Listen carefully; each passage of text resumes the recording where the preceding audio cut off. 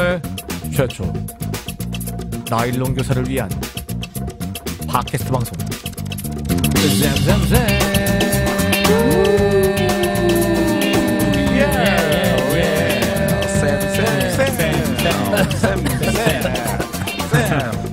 아유, 와이라노. 아이고. 날씨가 네. 이제는 완연한 겨울인 것 같아요, 진짜. 그렇죠. 겨울 맞아. 네. 아니 제주도는 사실 좀 늦게 느꼈거든요. 겨울 아닌 줄 알았는데 이제는 빼박 겨울인 것 같습니다. 네. 겨울도 이제 완전하게 접어들고 날도 이제 쌀랑해졌는데 우리 마음이라도 좀 따뜻하게 서로 이제 안부나 좀 물으면서 인사도 좀 하면서 그렇게 들어가면 그렇죠. 좋겠네. 네. 네. 아직도 우리를 모르는 사람이 전국에 너무 많아. 너무 많아. 조은 쌤 소개부터 좀 해주시죠. 예, 저는 2년째 휴직을 하고 애를 키우고 있고, 그리고 인천에서 애를 열심히 육아를 하고 있으면서 이 방송에서 캐릭터 확실하게 잡고, 예, 나쁜 쌤과 이상한 쌤의 그 어떤 중재자 역할을 하고 있는 좋은 쌤입니다. 반갑습니다. 반갑습니다. 네. 반갑습니다. 우리 나쁜 쌤. 예, 반갑습니다. 한때 교육청에서 열심히 문서와 서류와 같은 말이네요. 문서와 서류와 페이퍼와 열심히 씨름하다가 이제는 본연의 업무, 가르치는 업무로 돌아온 나쁜 쌤입니다. 반갑습니다. 지금 뭐 안 가르친다는 얘기가 있던데. 가르칩니다. 인생을 가르칩니다, 애들. 우리 이상한 쌤. 가르칩니다라고 해야 됩니다. 가르칩니다가 아니고 가르칩니다. 네. 알았다. 니나 잘해라 진짜. 아이고 진짜. 니 소개나 해라. 그 초등학교 2학년 교과서에 나와요. 가르치다, 가르치다 구분하는 거. 저는 제주도에서 하라는 수업은 하지 않고 허구날 아이들과 이상한 짓거리만 하고 있는 이상한 쌤이라고 합니다. 반갑습니다. 반갑습니다. 저희가 말이죠. 원래 2학기 방송에서 특히나 예전에 했던 영화 그리고 책, 어플 요런 그 정보를 드리는 그런 짤 방송을 했었는데 그걸 안 하니까 너무 아쉽다라는 분들이 굉장히 많았어요. 근데 나는 한 명도 못 들었는데 누가 그래 얘기하대? 그래 못 들으셨어요? 네. 이해합니다. 나쁜 쌤이요 친구가 없어요. 나쁜 쌤이요 거의 왕따요 왕따. 우리니까 참나. 지금 받아주는 거야. 그러니까 나처럼 이렇게 주변에 사람들이 많으면 다 그런 얘기 한다니까요. 듣고. 네. 그래서 웃자자고 그래서 오늘 한 번에 몰아서 좀 좋은 어플, 좋은 책, 그다음에 영화에 대한 생각들 함께 좀 나눠봤으면 좋겠는데요. 조은 쌤이 최근에 굉장히 또 좋은 책을 읽었다고 합니다. 우리 조은 쌤이 좋은 책만 읽잖아. 그렇죠. 네네. 예, 제가 오늘 진짜 오랜만에 하려니까 떨리네요. 이 소개. 그래 책 안 읽다가 책 읽은 척 하려니까 힘들지. 그렇죠. 이 책은 최근에 읽었던 책인데 아픔이 길이 되려면이라는 책입니다. 아마 많은 분들이 읽었을 것 같은데 김승섭 교수님이 쓰신 책입니다. 어떤 책이냐면 이 두 분은 무식해서 좀 모르는 것 같아서 제가 알려드리겠습니다. 역학이란 거 들어보셨죠? 역학이 힘력. 아닙니다. 어떤 역학이요? 우리는 공업 역학밖에 그런 모르는데. 역학 말고 질병의 원인을 찾는 거. 요거를 역학이라고 하죠. 근데 이분이 사회 역학자입니다. 사회 역학자. 그러니까 질병의 원인이 뭐 그런 거 있잖아요. 4월 마을 이야기 들어보셨나요? 암 환자들이 굉장히 많잖아요. 4월 마을에. 그런 질병의 원인을 찾는데 그거를 뭐 다른 걸 찾는 게 아니라 사회 환경에서 질병의 원인을 찾아내는 그런 내용들을 썼습니다. 예를 들어서 쌍용 자동차, 해고 노동자들 그들이 왜 자살하고 아픈가 이 원인을 역학적으로 풀어내는 조사해보는 것. 그 다음에 세월호에 참사에 겪었던 부모님들이 아픈 거, 왜 아픈가 그 원인을 그분들의 책임이 아니라 사회의 책임인 거죠. 국가가 그들을 책임지지 못하기 때문에 그들이 아파하는 것. 그래서 그거를 학문적으로 풀어가서 원인을 찾아내는 것. 그것을 하나하나 조목조목 성소수자, 뭐 비정규직 노동자 이런 사람들의 아픔을 사회 역학자로서 그들이 왜 아픈지를 찾아내는 그런 책입니다. 그래서 1년 오. 내내 좀 가슴 찡하고 그래서 이 아픈 것들을 하나하나 공부하고 역학자로서 찾아내면서 그곳에 길을 만들어 가고자 애쓰는 그런 사람이 어허. 바로 이 교수입니다. 그래서 혐오, 차별, 고용불안, 재난, 사회적 상처 이런 것도 우리 몸에 새겨져 있는데 우리 몸에 새겨져 있는 원인을 찾아내고 함께 아파하고 그래서 사회 정책을 어떻게 바꿔갈 건지 이런 운동을 하시는 분이 이분입니다. 그래서 1년 내내 가슴 찡한 얘기여서 두 분은 좀 마음이 건조하니까 이 책 읽으면서 좀 따뜻해진 마음을 가졌으면 좋겠다는 생각이 좀 드네요. 네, 좋습니다. 네. 강추합니다. 강추. 네. 네. 제목 한번 더 얘기해 주시죠. 제목이 뭐라고요? 제목은 김승섭 교수님이 쓰신 아픔이 길이 되려면이란 책. 아픔이 길이 돼. 제목은 좋네. 굉장히 그 좋은 책입니다. 아픔을 길로 만든 어떤 그런 사례가 그 책에 나옵니까? 그렇죠. 길로 본인이 모든 것들을 다 만들지 못했지만 네네. 자기는 아무도 이 조사를 하기를 꺼려하는 일들이 있잖아요. 그러니까 쌍용 자동차, 세월호 사건 이런 것들이 아무도 하기 싫어하는데 자기가 돈이 되지 않지만 힘들지만 그것들을 그 역학 조사를 하면서 길을 만들어가는 사람이죠. 자기가 한 점을 찍겠다. 그러면 누군가가 그 길을 따라왔으면 좋겠다. 이런 거죠. 대단하네요. 좋네요. 네. 좋습니다. 우리 나쁜 쌤도 뭐 쌈박한 어플 준비하셨다면서요? 하도 나도 요즘에 네네. 앱 소개를 안 했더니 네. 사실 요즘에 새 앱들을 잘 안 사용했었어. 네. 근데 이거는 쌤들이 한번 쓰면 정말로 이제 손에 놓지 못하는 그런 앱이 아닐까. 그래서 요거 한번 소개시켜 드리려고 하는데요. 뭐냐면요. 곰 리모트입니다. 곰 리모트? 리모트. 곰 리모트라면 우리가 알고 있는 곰 플레이어의 그 곰 말씀하시는 건가요? 맞아. 뭐냐면 이제 딱 느낌이 오죠. 핸드폰을 이용해서 곰 플레이어를 제어할 수 있다는 거예요. 느낌 왔어 지금. 그러니까 이거를 하려면 먼저 핸드폰에도 앱을 설치해야 되고 그다음에 컴퓨터에도 곰 플레이어와 더불어서 곰 리모트를 설치를 해줘야 돼요. 그리고 또 한 가지가 중요한 게 뭐냐면 와이파이가 사실은 좀 돼야 돼요. 그렇죠. 와이파이가 되는 순간에 이 모든 것들이 다 가능한 거지. 그래서 실제로 뭐 곰 리모트라고 이제 검색해 보시면 굉장히 이제 사용법은 자세하게 나오거든요. 말 그대로 이제 리모컨이에요. 그래서 저는 이걸 언제 제일 많이 활용하냐면 침대에서 누워서 컴퓨터 영화 볼 때. 컴퓨터 마우스 하려면 또 이불 같은데 이런 게 있어 마우스 그 작동 잘 안 되잖아요. 그렇죠. 무선 마우스. 그런데 이거 가지고는 화면 확대, 제일 중요한 게 이제 볼륨 조절이고 속도 조절 뭐 이런 거 다 되니까 진짜 어떻게 보면 뭐 안방극장을 만들 수가 있는 거죠. 저는 옛날에 또 이거를 수업할 때도 좀 많이 썼어요. 수업할 때 그러니까 내가 맨 뒤에 있으면서 핸드폰 딱 하나 들고는 영상 돌리다가 멈추거나 이거는 뭐다라고 설명하고 일시정지 시키고 다시 이제 또 설명하고 또 이제 플레이 시키고 또 일시정지 시키고 설명하고 뭐 이런 식으로 실제 이제 수업할 때 썼거든요. 그랬더니 뭐 애들은 그냥 저 선생님이 저 뒤에 있는데 저거 어떻게 하는 거야라고 조금 이제 내가 어깨에 좀 힘 좀 들어가면서 학생들은 되게 짜증 났을 것 같은데 잘 보고 있는데 자꾸 정지해서 설명하고 안돼 영상을 막 3분 이상 쭉 가게 되면 애들이 안돼 틀어져. 그래서 실제로 이걸 딱 써보시면 수업 시간에도 활용할 수 있는 방법이 무궁무진하지 않을까. 그리고 뭐 여기 보시면 뭐 저는 잘 사용하지는 않는데 뭐 캡처하는 뭐 그런 것도 있고요. 그다음에 플레이리스트도 여기서 만들 수 있어요. 그래서 그 플레이리스트에다가 내가 핸드폰에다 다 집어넣고는 그 순서대로 이제 플레이를 시킬 수 있고, 그러니까 곰 플레이어를 그냥 핸드폰으로 조작이 다 가능하다 그렇게 생각하시면 될 거예요. 듣다 보니까 이거 저는 곰 리모트 말고 넷플릭스 리모트가 하나 있었으면 좋겠다 이런 생각이 갑자기 드네요. 넷플릭스 리모트. 네. 그리고 여기 또 한 가지 또 기능 중에 하나가 마우스 기능도 있어요. 근데 뭐 저는 사용을 안 해봤는데 마우스 기능이 된다라고 하더라고요. 그래서 이런 것들도 한번 써보시면 조금 더 좋지 않을까 이런 생각이 듭니다. 그래서 한번 검색해 보세요. 제가 말로만 설명해 갖고는 이거 선생님들 잘 모르시겠지만 인터넷에 이제 곰 리모트라는 게 있다는 걸 아셨으니까 그쵸, 검색해 한 보시면서 해보시면 좋지 않을까 싶어요. 아, 아니 뭐 아무리 생각해도 내 짤이 제일 최고인 것 같은데. 아니야.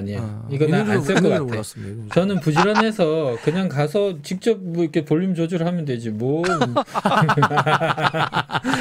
야, 또 일한다. 야, 태클이. 다른 사람 짤 까기. 자, 그럼 이상한 쌤 뭐 이번에도 또 영화입니까? 아, 예, 영화인데요. 영화를 이렇게 좀 잘 사람들이 모르는 거를 나쁜 쌤처럼 발굴해서 이런 영화 있습니다. 그래서 봐보세요. 이렇게 좀 했었잖아요, 제가. 예. 근데 이번 영화는요, 그런 게 아니라요. 약간 이 영화를 좀 까고 싶어서. 영화 자체를 좀 까고 싶어서 들고 나왔어요. 호두까기 인형이야? 아니고요. 까고 싶다네? 그건 아니고요. 아, 진짜 아재 감성은 지금 커져요, 지금. 네. 죄송합니다. 영화는 다름 아니라 겨울왕국 2입니다. 오. 불의 명작 아니야? 겨울왕국이며? 아니죠. 겨울왕국 사실 이 2를 제가 아들만 셋이 있는데 저희 아들 셋 데리고 가서 봤습니다. 아이고야. 특별히 아들? 첫째는 아시죠? 중학교 1학년 남자애를 데리고 겨울왕국 2를 보러 갔어요, 제가. 그건 네. 절대 하지 말아야 될 행동인데. 저 돈 아까워 죽는 줄 알았습니다. 네. 예, 그런데요. 조금 많이 아쉽더라고요, 약간. 좀 아쉬웠어요. 아쉬웠고 이게 영화가 아쉬웠다는 거야? 뭐가 아쉬웠다는 거야? 영화가. 아무래도 이제 원만한 2가 없다. 원을 능가하는 2를 찾기가 참 힘든데 제가 원을 능가하는 2를 본 거는 터미네이터 2 이후에 없더라. 야, 그 불의 명작이지. 터미네이터 2 이후에 그쵸. 원을 능가하는 2를 본 적은 별로 없는 것 같아요. 겨울왕국도 약간 좀 그랬고요.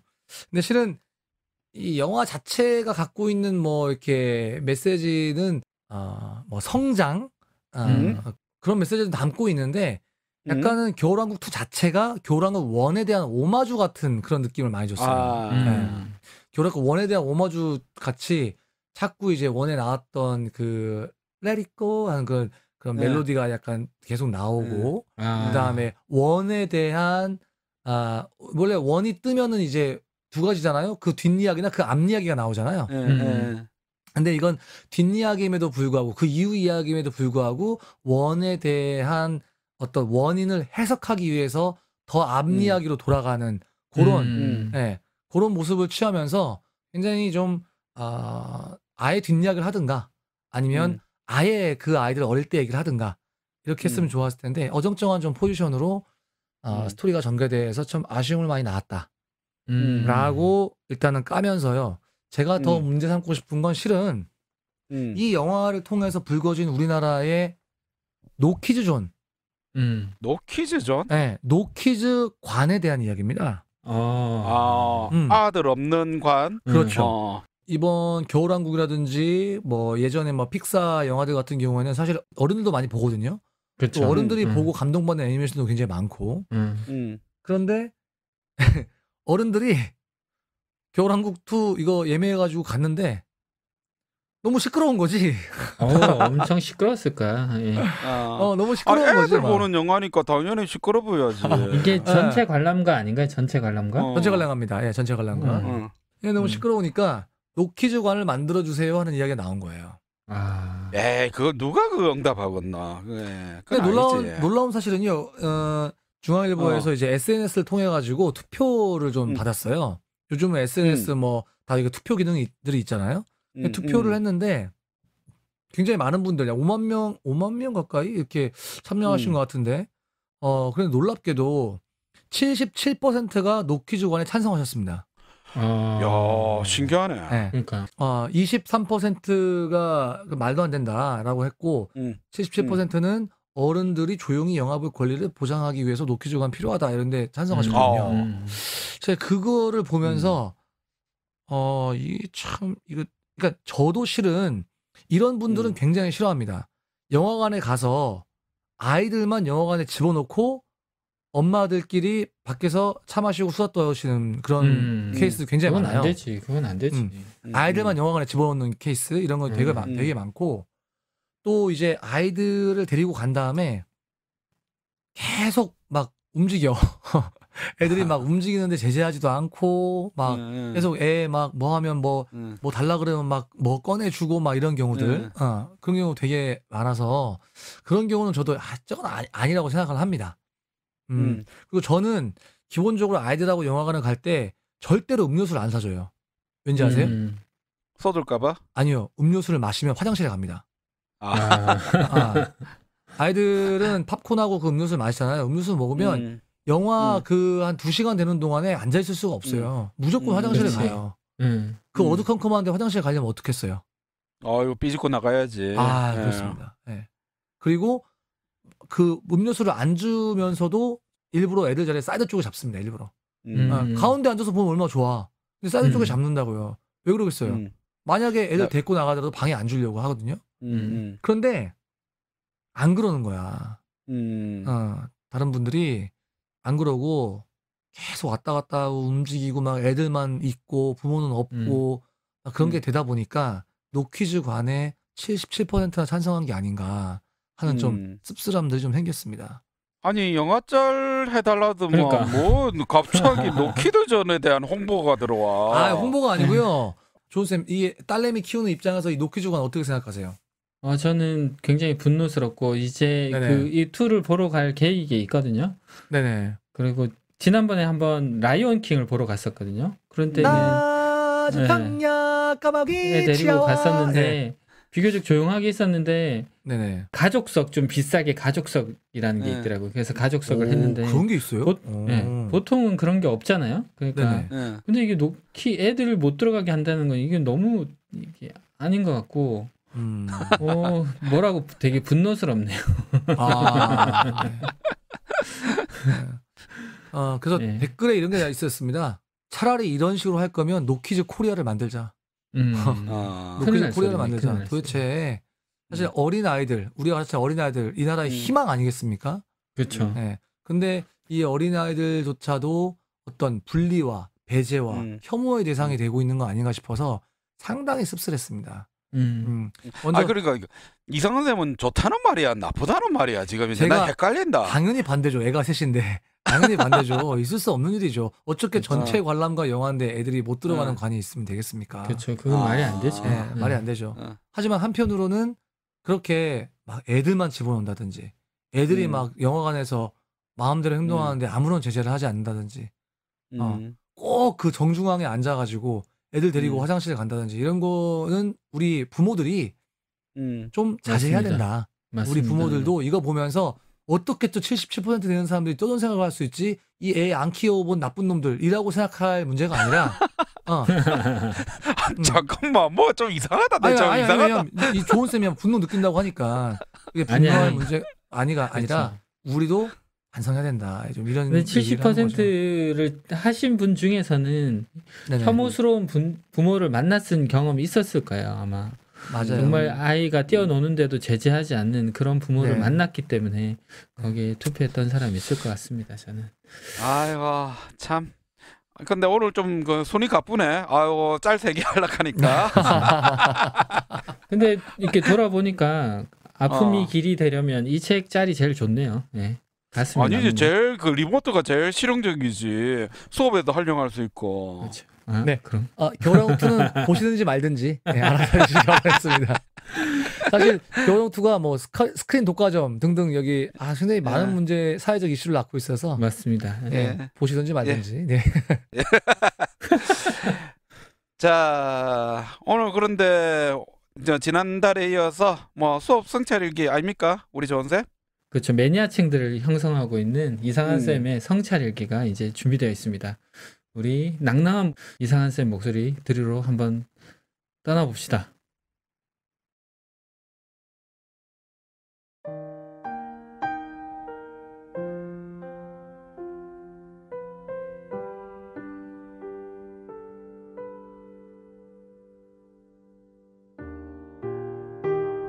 이상한 쌤의 수업 성찰 일기.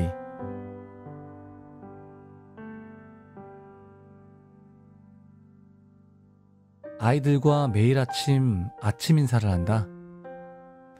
내가 교실에 들어와 선생님 자리에 앉으면 귀여운 우리 나무반 아이들이 쪼로로 줄을 서서 농부님과 아침 인사할 준비를 한다. 아이들은 나를 농부님이라고 부른다. 내가 의자에 앉으면 2학년 아이들과 눈높이가 딱 맞게 된다. 그런 후에 남자아이들은 포옹을 하고 여자아이들은 악수를 하면서 아침 인사를 나눈다. 그러면 매일매일 하루도 빠짐없이 묻는 질문이 있다. 오늘은 기분이 어때? 이렇게 물으며 아이들의 그날 아침 상태를 체크하곤 한다. 대부분의 아이들은 좋아요, 행복해요 라고 이야기하는데 아이들은 자신의 입으로 좋아요, 행복해요 라고 이야기하면서 아, 내가 좋구나, 아, 내가 행복하구나 하고 스스로 생각할 수 있게 된다. 물론 하루에 몇 명씩은 꼭 졸려요, 속상해요, 화나요, 기분 나빠요 등의 이야기를 하는 아이들도 있다. 그런 아이들의 이야기를 들어보면 아침에 엄마한테 혼난 이야기, 늦잠 잔 이야기, 밥 먹다가 언니랑 싸운 이야기 등등 다양한 이야깃거리들이 쏟아진다. 그러면 난 그냥 아이들의 이야기를 눈을 맞추며 들어준다. 그뿐이다. 그것만으로도 아이들의 기분이 풀린다. 때로는 아침에 내가 교실에 오기 전에 교실에서 있었던 일들을 나에게 이야기하기도 한다. 학교에 일찍 오는 아이들이 있는데 가끔 교실에서 그 아이들끼리 문제가 생길 때가 있다. 그런 날에는 아이들이 아침 인사할 때부터 표정이 안 좋다. 누구야? 오늘 아침에 무슨 일 있었어? 표정이 너무 안 좋은데? 하고 물으면 어김없이 아침에 있었던 사건을 이야기하게 되고 나는 당사자들을 불러 자초지종을 듣고 서로의 오해를 풀어주고 화해할 수 있게 해준다. 어쩌다 학년부장인 나는 2학년 아이들에게 이러한 아침 인사는 꼭 필요하고 중요하다고 생각되어서 우리 동학년 전체가 각 반에서 아침 인사를 하도록 권장하고 있다. 그렇게 매일매일 아침 인사를 하던 어느 날 저녁에 유튜브를 보던 중에 재미있는 아침 인사 장면을 유튜브 영상을 통해 보게 되었다. 한 남자 선생님이 나처럼 자기 자리에 앉아서 아이들과 한 명 한 명 인사를 하는데 꼭 그 아이들 한 명 한 명에게 긍정적인 메시지를 이야기해주는 모습이었다. 너는 꼭 훌륭한 어른이 될 거야? 누구야, 너는 정말 소중한 사람이란다? 누구야, 너는 정말 좋은 아이야. 이런 이야기를 계속 해주는 그런 장면이었다. 그리고 이어진 자막에 이 아이들은 대부분 자폐나 정서장애를 가진 아이들인데 선생님의 이러한 긍정의 메시지를 듣고 아이들 대부분이 이 이후에 성공적인 삶을 살고 있다는 그런 내용이었다. 적잖이 충격이었다. 물론 이전에도 긍정적인 자기 암시 같은 이야기는 익히 들어서 알고 있었다. 솔직히 그런 이야기를 별로 좋아하지도 않고 긍정의 힘 따위의 책들은 싫어하기 때문에 그닥 신뢰하지 않았다. 그런데 이건 자기 자신에게 최면 걸듯이 하는 긍정심리가 아니라 아이들에게 너 자신이 소중하다는 이야기를 매일매일 해주고 또 그 아이들의 시간을 추적해서 결과를 보여주는 영상이어서 신선했다.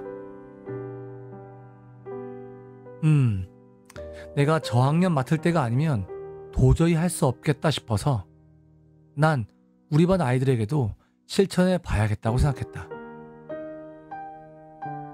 어떤 말이 좋을까 곰곰이 생각하다가 지난 10월에는 누구는 커서 훌륭한 어른이 될 거야 하는 말로 시작해보기로 했다. 그리고 아이들과 아침 인사를 할 때마다 먼저 아이들의 기분을 물어주고 그 다음에는 꼭 그 말을 했다. 누구는 커서 훌륭한 어른이 될 거야? 아이들은 처음에 이 선생이 왜 이러나 하는 표정으로 나를 쳐다보고는 네? 아, 네 하고 대답했다. 그런데 이 이야기를 며칠 반복하자 아이들은 다양한 이야기를 나에게 꺼냈다. 내가 누구누구는 커서 훌륭한 어른이 될 거야 라고 이야기하면 아닌데요? 왜요? 안 되면 어떡할 거예요? 에이, 그렇게 안 되면 농부님이 책임질 거예요? 라고 말하는 아이들이 늘어났다. 의외로 아이들은 자신들이 앞으로 훌륭한 사람이 될 것이라는 것에 대해 확신이 적은 듯했다. 의외였다. 2학년짜리들이 왜 자기 미래에 대해 확신이 없을까? 무한한 가능성이 펼쳐져 있는데 말이다. 그런데 신기한 것은 동영상에서처럼 아이들의 변화는 잘 모르겠고 나에게 변화가 생겼다. 아이들의 변화는 몇 년을 추적해야 알 수 있는 것이니 지금은 알 길이 없다.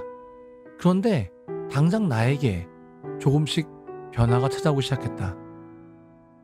처음은 사실 나도 아이들에게 매일 누구누구는 커서 훌륭한 어른이 될 거예요?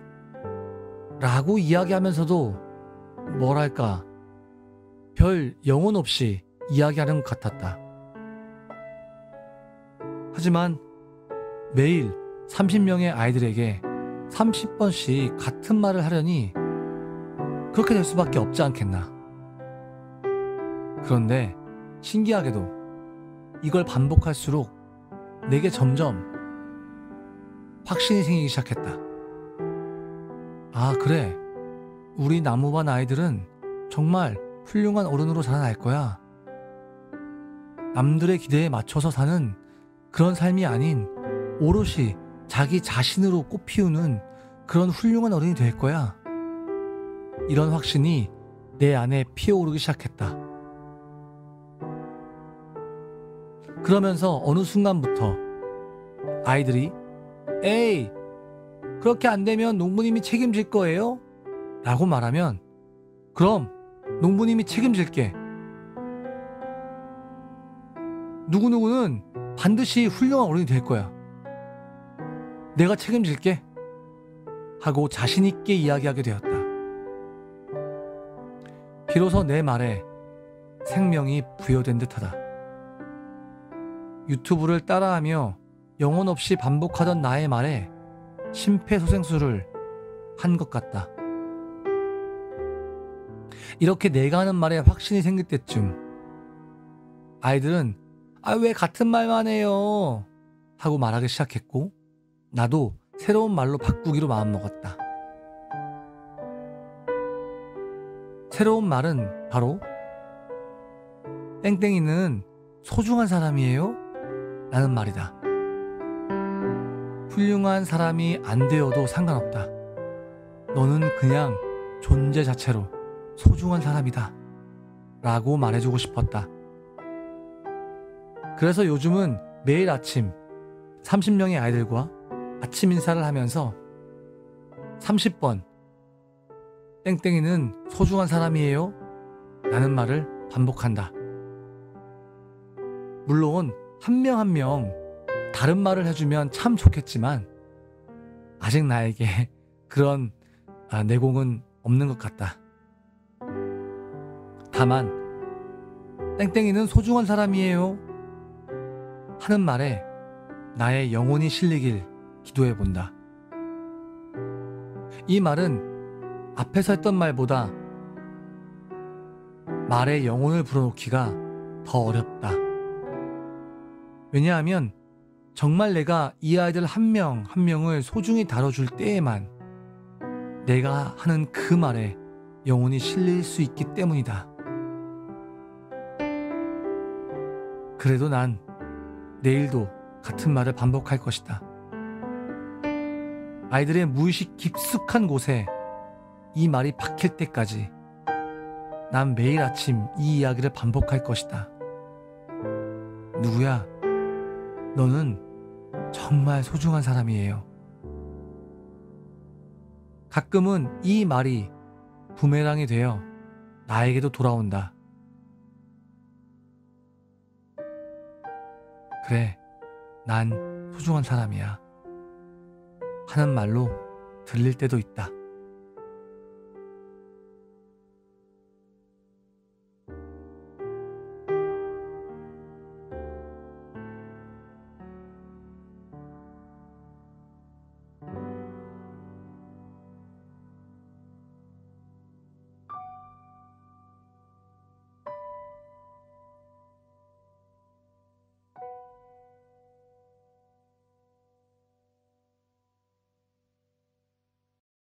네, 선생님. 저는 이 아침 인사를 몇 년째 꾸준히 이어오고 있는데요. 혹시 선생님들은 아침에 아이들과 아침 인사를 하시나요? 만약에 하신다면 어떤 인사를 하시나요? 사실 고학년 아이들과는 하이파이브를 하기도 하고 이렇게 주먹치기를 하기도 하고 그렇게 아침 인사를 하기도 했었습니다. 그러다가 2학년 아이들을 맡으면서 아이들 한 명 한 명 감정을 물어보고 아침 인사를 했는데요. 거기다가 이렇게 좋은 말까지 추가를 하니까 거의 아이들과 아침 인사를 하는 데에만 20분 이상 시간을 들이는 것 같아요. 요즘은 또 새로운 말을 하기 시작했어요. 누구야? 너는 좋은 나무야. 라고 뒤에 인사말을 붙이고 있습니다. 혹시 만약에 여러 가지 여건상 아이들과 아침 인사를 하지 못하신다면 내가 할 수 있는 범위 내에서 아이들과 반갑게 인사하는 것을 시작해보면 어떨까요? 성찰기를 마치면서 선생님들에게도 긍정의 메시지를 하나 드리고 싶습니다. 선생님은 선생님 자신으로 소중한 사람입니다. 선생님이 여전히 우리 교육의 희망이십니다. 잘 못해도 괜찮습니다. 이상한 쌤의 수업 성찰 일기였습니다.